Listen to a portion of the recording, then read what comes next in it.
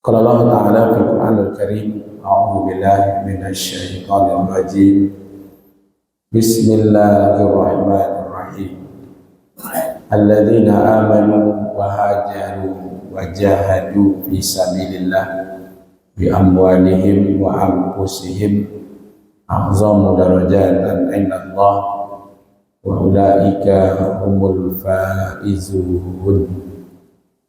Sadaqallahul azim. Al-Quran surat At-Taubah ayat yang ke-20. Terjemahannya, berlindung kita kepada Allah dari godaan setan yang terkutuk atas nama Allah yang Maha Pemurah lagi Maha Penyayang. Orang-orang yang beriman dan berhijrah serta orang yang berjihad di jalan Allah dengan harta benda dan diri mereka adalah lebih tinggi derajatnya di sisi Allah, dan itulah orang-orang yang mendapat kemenangan. Al-Quran surat At-Taubah ayat 20. Bapak-bapak, ibu-ibu yang dimuliakan, kata kunci dari ayat ini satu adalah orang beriman. Yang kedua, orang yang berhijrah. Yang ketiga adalah orang yang berjihad di jalan Allah. Jihadnya itu ada dua yang digunakannya. Satu adalah hartanya, yang kedua adalah dirinya. Untuk orang-orang ini, perpaduan antara orang beriman, orang yang hijrah, orang yang berjihad dengan harta dan jiwanya, ada dua yang diberikan oleh Allah. Satu, derajatnya akan tinggi di sisi Allah. Ya, derajatnya akan tinggi di sisi Allah. Yang kedua, dia akan mendapatkan kemenangan. Itu poin pentingnya dalam ayat surat At-Taubah ayat yang ke-20. Ayat ini turunnya di Madinah. Ini ayat sebenarnya kalau kita lihat apresiasi penghormatan terhadap orang-orang yang hijrah. Ya, tentulah orang-orang yang hijrah dari Makkah ke Madinah, satu, mereka pasti beriman, Pak. Jadi yang pindah dari Makkah ke Madinah itu adalah orang-orang yang beriman. Mereka itu bisa meninggalkan segala-galanya karena imannya itu. Harta ditinggalkan, pekerjaan, malahan keluarga, ya kan? Ada yang meninggalkan anaknya dan meninggalkan istrinya, ya kan? Malah di situ pembuktian bahwa di situ ada yang istrinya memilih ya tinggal di Makkah, tapi suaminya berangkat, ya kan? Dan itu tidak membawa ATM, Pak. Ya, tidak membawa banking, ya. Yang dibawa itu cuma yang ada di badan saja. Kalau sekarang kita hijrah lah, Pak. Ya, nah, barang bisa dipaket saja, gitu ya. Banking ada, ya kan? ATM ada. Nah, kan? Kalau kini bisa gitu. Kalau dulu bagaimana mereka meninggalkan rumah, meninggalkan harta, lalu hijrah ke Madinah dengan menegakkan agama Allah. Dengan harapan beragama itu lebih leluasa, Pak. Ya kan? Memahami Al-Quran itu lebih bebas. Mengamalkan Al-Quran itu dengan bebas. Kalau di Makkah, baca Quran saja ketahuan dizalimi, ada yang dibunuh, ada yang diintimidasi, ada yang dihina, macam-macam. Maka itu perjuangan di jalan Allah itu ya kan, dimulai dari hijrahnya ya Rasulullah dengan sahabat-sahabat untuk mendapatkan ya kenikmatan, kebahagiaan dalam mengamalkan Islam. Itu orang dulu gitu, dapat bebas, nikmat, senang mengamalkan ajaran Islam. Kini lah bebas sadonya Pak, orang tidak mau mengamalkan, ya kan? Dulu mau sholat saja susah, mau baca Quran susah. Kalau kini, alhamdulillah Pak, ya hari ini baca Quran tidak aman kan? Nah, tapi masalahnya adalah orang lagi yang lari dari agamanya sendiri. Maka itu poin pentingnya, kata Ibnu Katsir menjelaskan bahwa ayat ini menekankan kedudukan yang tinggi dan pahala yang besar bagi mereka yang menggabungkan antara iman, hijrah, dan jihad. Ya kan? Ada orang yang mengaku beriman, ya, tapi amalnya begitu-begitu aja.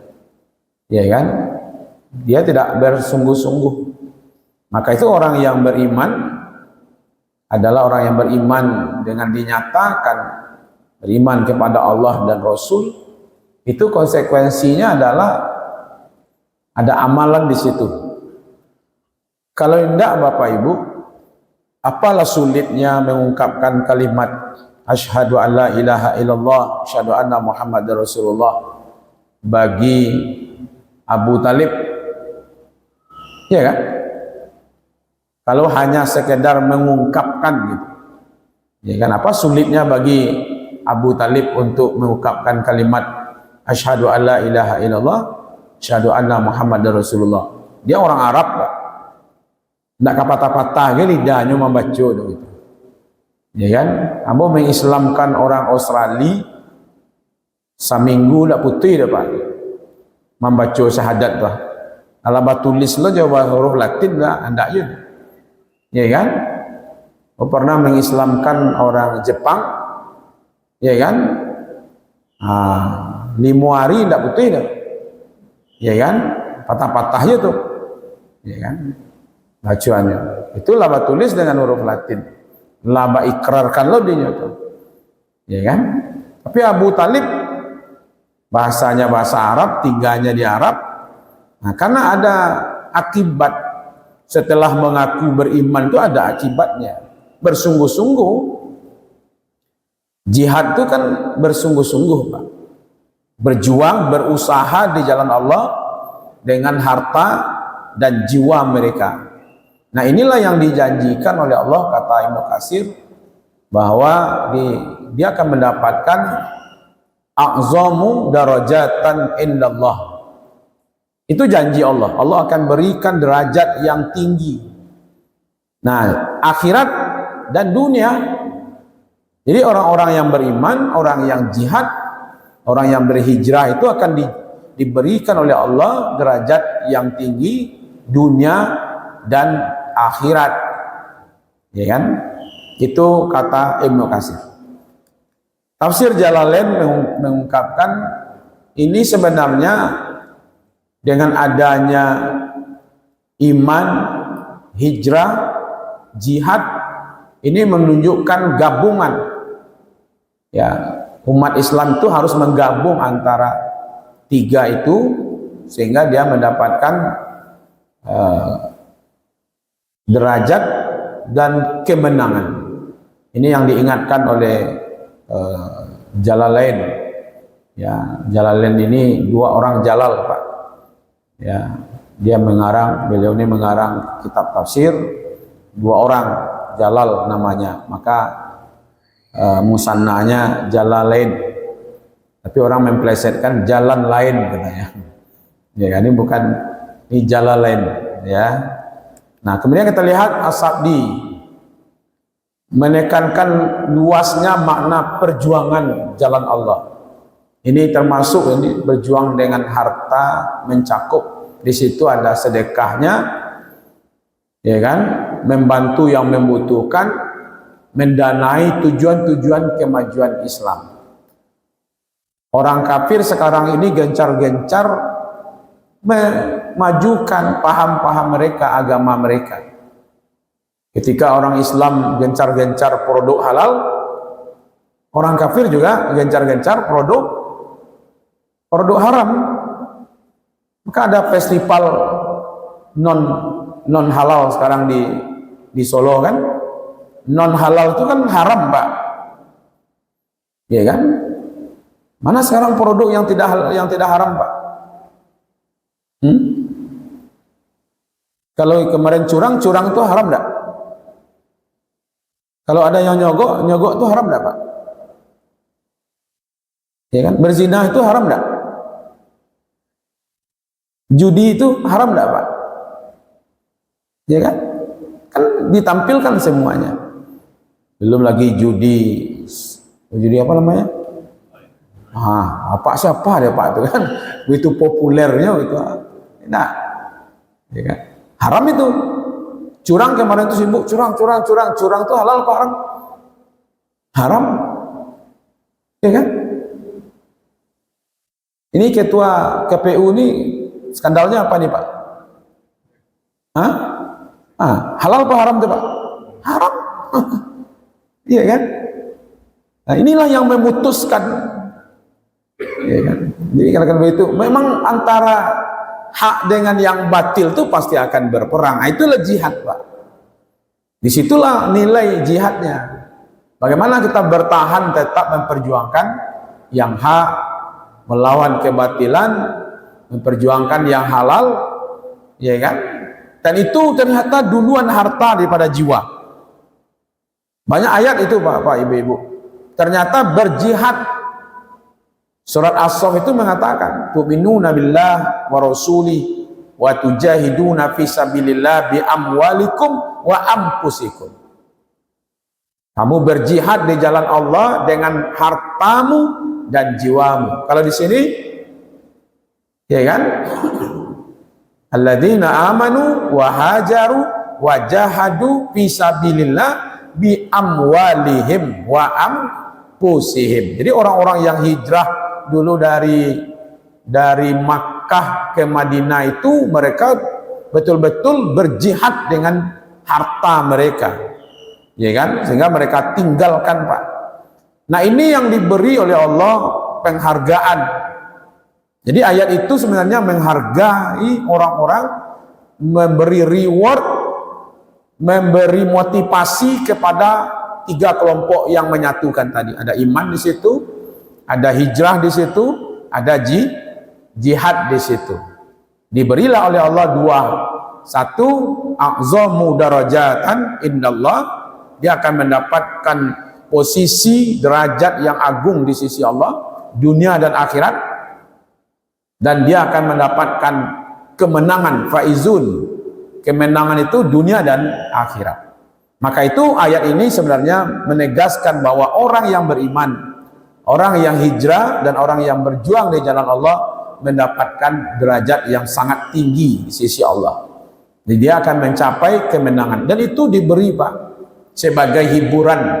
Jadi kalau ada kini kawak yang menggunakan harta, yang menggunakan tenaga, waktu, pikiran untuk agama Allah, maka kabar gembiranya untuk kita adalah Allah akan berikan derajat yang tinggi di sisi Allah. Allah akan berikan kemenangan dunia dan akhirat. Walaupun mungkin di hadapan manusia kita tidak tinggi, mungkin kita tidak dihargai orang, tidak ada masalah, Pak. Yang penting di hadapan Allah. Buya Hamka dalam tafsir Al-Azharnya mendetailkan per poin-poinnya itu. Satu, yang sebut keimanan, kata Buya Hamka, menekankan bahwa keimanan adalah pondasi utama dari segala amal. Jadi pondasinya, basicnya itu adalah iman. Banyak mana, Pak? Iya kan? Sedekah banyak, infak banyak, itu ya. Tapi kalau dasarnya tidak iman, maka dia propos. Berjihad pun ke medan perang, kalau dasarnya tidak iman, maka dia tidak berharga di sisi Allah. Jadi kata Buya Hamka, keimanan itu adalah pondasi. Itulah yang mendorong orang. Nanti kita lihat Pak, bagaimana perjuangan sahabat-sahabat Nabi ketika hijrah itu. Iman itulah yang menyebabkan mereka menghadang segala-galanya. Makanya semakin kuat iman seseorang, semakin ringan dia berhijrah, semakin ringan dia berjihad gitu. Yang kedua, kata Buya Hamka, hijrah dalam konteks diartikan pindah fisik satu tempat ke tempat yang lain. Itulah disebut dengan muhajirin. Jadi orang Makkah pindah ke Madinah, ya kan? Tetapi meninggalkan segala bentuk kemaksiatan dan keburukan menuju ketaatan dan kebaikan, itu juga bagian dari hijrah. Maka Buya Hamka menjelaskan hijrah dilakukan oleh para sahabat di Makkah dan ke Madinah merupakan bentuk pengorbanan yang besar demi menegakkan agama Allah. Ini bukan pindah-pindah saja Pak, ya kan? Dari orang kaya jatuh miskin, coba bayangkan Pak. Yang punya pekerjaan langsung jadi pengangguran, ya kan? Karena pindahnya bukan pindah mencari karajo, meninggalkan pekerjaan, meninggalkan harta, ya kan? Nah itu yang disebut dengan jihad. Mereka bersungguh-sungguh ya di jalan Allah, mencakup segala bentuk usaha dan pengorbanan baik harta dan jiwa mereka. Itu yang mereka lakukan, sehingga kedudukan yang tinggi pas untuk dia, ya kan? Buya Hamka menjelaskan bahwa menggabungkan iman, hijrah dan jihad akan mendapatkan kedudukan yang sangat tinggi di sisi Allah Subhanahu wa taala. Ya kan? Lalu apa yang dimaksud kemenangan? Kemenangan yang dijanjikan oleh Allah kepada orang beriman dan orang-orang yang hijrah serta orang-orang yang berjihad, itulah bentuknya dunia. Kalau dunianya dia sejahtera, kalau akhiratnya dia keselamatan. Mari kita tengok berapa orang saja. Satu, bagaimana pengorbanan Abu Bakar menemani Rasulullah, ya kan? Ketika hijrah berada di Gua Sur selama 3 hari 3 malam menghindari pengejaran kaum Quraisy. Gua Sur itu diperkirakan Pak, lebarnya itu 125 cm, semeter seperempek lebarnya. Tingginya itu cuman lebih kurang 80 cm, ya, tinggi mulut buahnya itu. Nah, kemudian agak menjorok ke dalam sedikit. Jadi kalau seandainya tagak orang di pinggir gua itu menciguknya ke bawah seketik Pak, mana kusing itu nampak kaki, nampak. Itu yang membuat camehnya Abu Bakar itu sebenarnya, kaki nampak jalan-jalan gitu. Ya, tapi kan Allah punya rencana yang luar biasa menyelamatkan. Justru mereka sendiri yang melarang Pak, temannya masuk ke dalam. Dengan logikanya di mulut gua itu ada burung yang sedang bertelur dan ada, makanya mulut gua itu ditutupi dengan sarang laba-laba kan. Itu tandanya tidak gadang Pak, tidak segadang gua di payukum gua, iya kan? Nah itu ngalau itu barang gadang mulutnya tuh. Maka itu ditutupi, itu sederhana saja. Jadi cara Allah menyelamatkan hamba-hambanya itu Pak, bukan dengan propaganda yang besar, bisa dengan hal-hal yang kecil saja. Contohnya burung di situ bersarang, ya kan? Tentu orang berpikir kalau ada orang masuk ke dalam pasti burung kau tabang. Pikiran manusia itu saja yang diikuti oleh Allah, selesai Pak. Kemudian ada apa? Sarang, ya sarang laba-laba ini kalau ada orang masuk ke dalam pasti rusak gitu Pak. Kan sederhana artinya. Pikiran manusia itu sendiri yang seperti itu.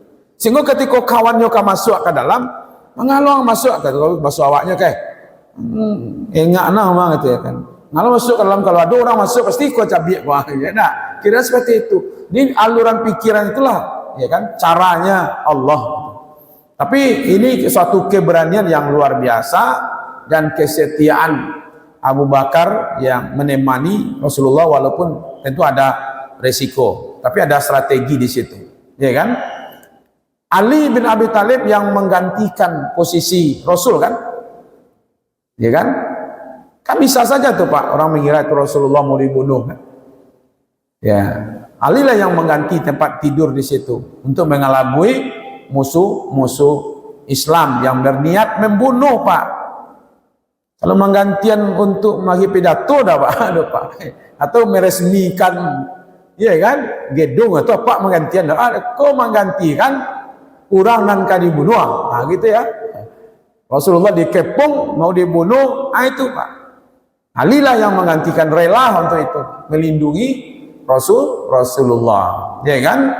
Nah ini juga lebih hebat lagi, Ummu Salamah, pengorbanan Pak, ya kan? Suaminya sudah duluan, ya kan? Dia terpisah dengan keluarganya, ya kan? Yang lain menahan, ya, ditahan oleh kafir Quraisy, ya, supaya dia tidak pergi, tinggal keluarganya, tinggal anak-anaknya gitu. Ya, sabar dia menghadapi, ya, jangan-jangan nanti kan bisa aja panjang pikiran Pak, anak-anak tinggal di Makkah awak berangkat, ya beko tidak selesai anak-anak, panjang pikiran, tapi karena Islam yang diperjuangkan, yakin dia dengan imannya, ya kan? Nah kemudian kita lihat bagaimana Umar bin Khattab yang dikenal keberanian secara terbuka mengumumkan pergi hijrah. Nabi diam-diam malam pergi hijrah. Umar bin Khattab diumumkan, mau pindah lagi ke Madinah, ya kan? Nantang siapapun yang berani menghalangi. Betul Pak. Ya kan? Jadi Umar ini memang konon kabarnya sejarah mengatakan setan saja minggir gitu ya. Ya kan? Jin saja minggir dengan berselisih dengan Umar gitu ya. Maka itu bapak-bapak, ibu-ibu yang dimuliakan, ini bagian dari hal yang luar biasa dari peristiwa hijrah. Maka itu yang diabadikan oleh sahabat dulu sebagai awal momen perhitungan tahun Islam, itu dengan momen hijrah, supaya peranan hijrah itu diambil oleh umat Islam. Tapi justru kini kok malah tidak tahu orang Pak, tahun baru hijrah sekini kok. Karena yang tahu itu Masehi aja Pak. Kalau Masehi dah tahun tangguang amal dibuatnya kan, mulai dari yang aneh-aneh gitu sampai yang ya kuliner pun kadang-kadang malam tuh ada gitu ya. Sampai membakar ban gitu Pak, tidak ada hubungan sama sekali tetapnya gitu ya. Tapi dengan tahunnya Islam kadang-kadang tidak paham gitu. Jadi ada ayat turun loh ya, menghargai tentang peristiwa hijrahnya, ya kan, Nabi dan para sahabat dari Makkah ke Madinah. Jadi gabungan tiga ini akan mendatangkan dua hal kepada kita. Satu, derajat yang tinggi di sisi Allah, yaitu iman, hijrah, jihad. Jihadnya pun ada dua di situ, dengan harta dan jiwa kita. Maka derajat yang tinggi itu dijanjikan di dunia dan terutama nanti di akhirat. Kebahagiaan, kemenangan itu dijanjikan, satu di dunia dan satu nanti di akhirat. Jadi kedua-duanya akan diberikan oleh Allah. Ini bentuk tadabbur surat At-Taubah ayat yang ke-20.